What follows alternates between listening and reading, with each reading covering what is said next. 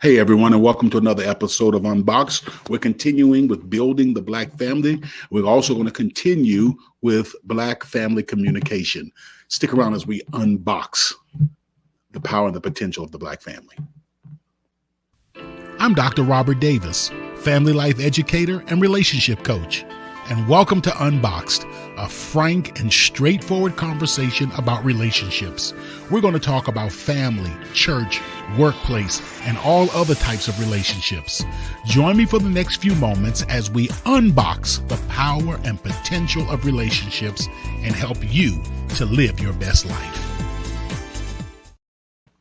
Hey everyone, welcome to another episode of Unboxed. I'm your host, Dr. Robert Davis. With Unboxed, we unbox the power and the potential of every type of relationship: home relationships, family relationships, marital relationships, child-parent relationships, church relationships, workplace relationships, etc., etc. We want you to live your best potential in whatever relationship that you may be in. We've been talking about the Black family. We started with a book club that looked at the book Seasoned with Grace, God's Recipe for Healthy Family Communication. And if you would like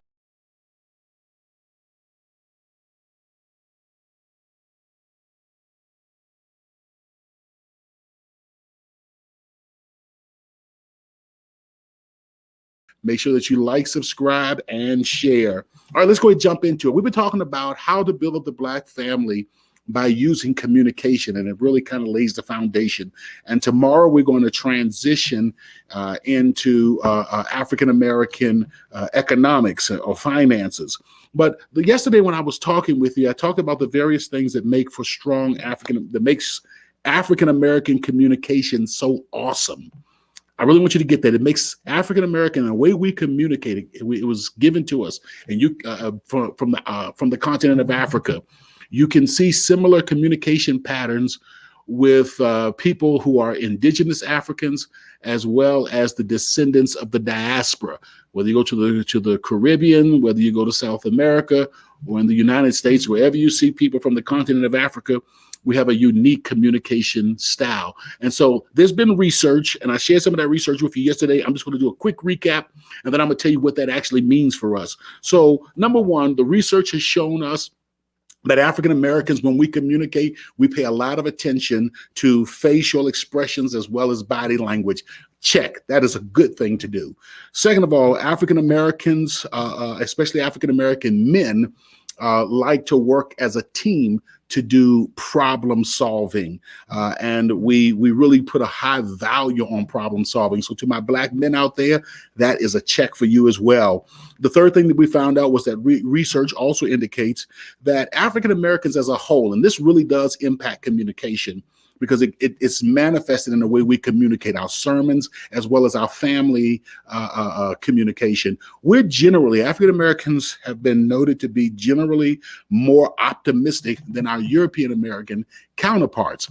That is a very positive thing, especially considering the history of the African Americans in this country. And then the fourth thing that we discovered from research is that African American families employ a highly expressive style of communication, especially during conflict management and conflict resolution. And it looks like this. One, Blacks speak faster. Blacks use more words. Generally speaking, we use more words. Generally speaking, we interrupt each other more often. I know that says that, wow, that's something we don't want to do. But listen, this is actually a positive. We have a tendency to interrupt each other more often. We're more intense in our speech. We speak more assertively and self-confidently than other racial groups. These are some things that we employ during conflict resolution and conflict management.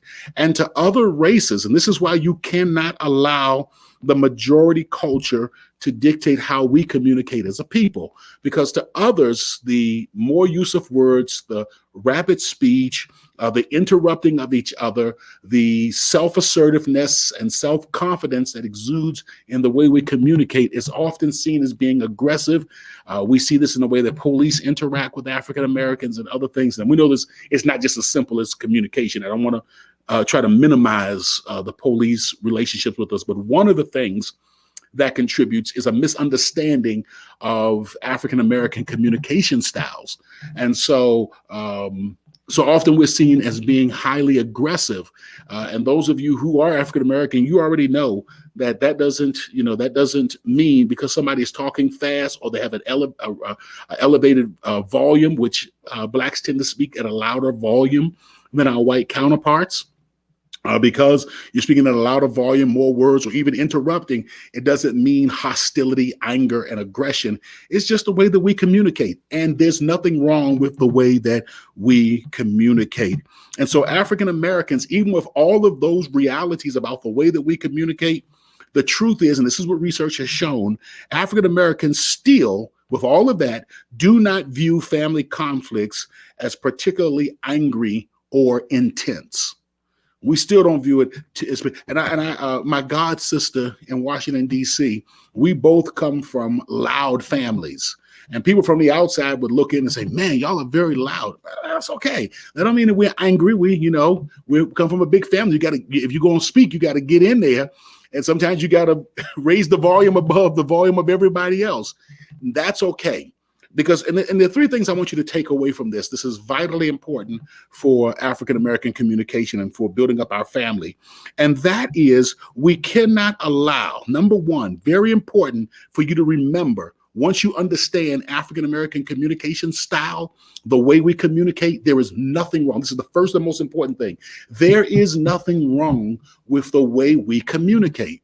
We cannot allow the majority culture to tell us that our communication style is wrong. So when you're reading books about marriage and family, oftentimes they're coming to you from a Eurocentric perspective. Now, that doesn't mean that you shouldn't read books about marriage and family, but oftentimes those books will tell you, especially about communication, that that you shouldn't employ these tactics, these communication styles when you're interacting with family members. And that's not true. They want you to use a Eurocentric style of communication. There is nothing wrong with the way that you communicate. That is first and foremost. There is nothing wrong with your communication style. So then what is wrong? Well, here's a couple of things that will help to keep you on the straight path. There's nothing wrong with your communication style, but what you do want to do is you want to focus on your feelings and how you are acting or reacting to those feelings. So don't get caught up on the style in which you communicate.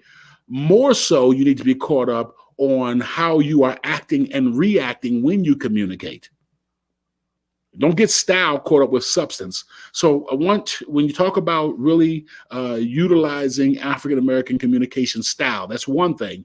But how you utilize that style is the very important part. So focus on your feelings, focus on how you are acting or reacting to those feelings. And then last but not least, keep it positive and optimistic. Let me give you a real quick pointer right here that will help you as I close out, that will help you to be able to identify when, in fact, you're transitioning from an African-American communication style to your communication actually becoming hostile. So how do I know when it's the difference between it's just being the way that we talk versus when it's actually getting hostile and when when it's going off the rails? All right, here it is. Two quick things that will help you to be able to identify it. Number one, when you're communicating, if you're having a difficulty coming up with solutions, I'm actually going to give you three things. Coming up with solutions. That means that you're locked into an emotional area, and that's a clear sign right there. Hold on, I'm getting too emotional here. The second thing, and boy, time flies when you're having fun. The second thing is when you are communicating and you're not listening, you're just ready to speak.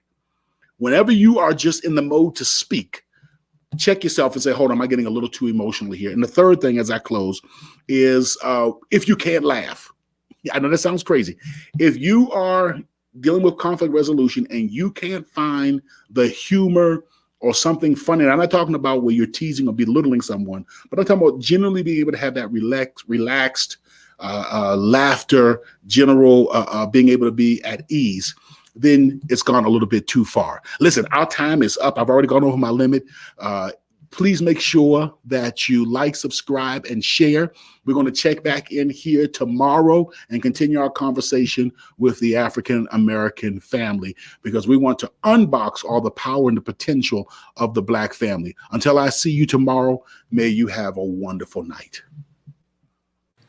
Seasoned with Grace, Unboxed also provides healthy relationship training and leadership development for businesses, churches, and community organizations. For a free consultation to discuss your team's needs, please contact us at our website at swg-unboxed.org. That's swg-unboxed.org.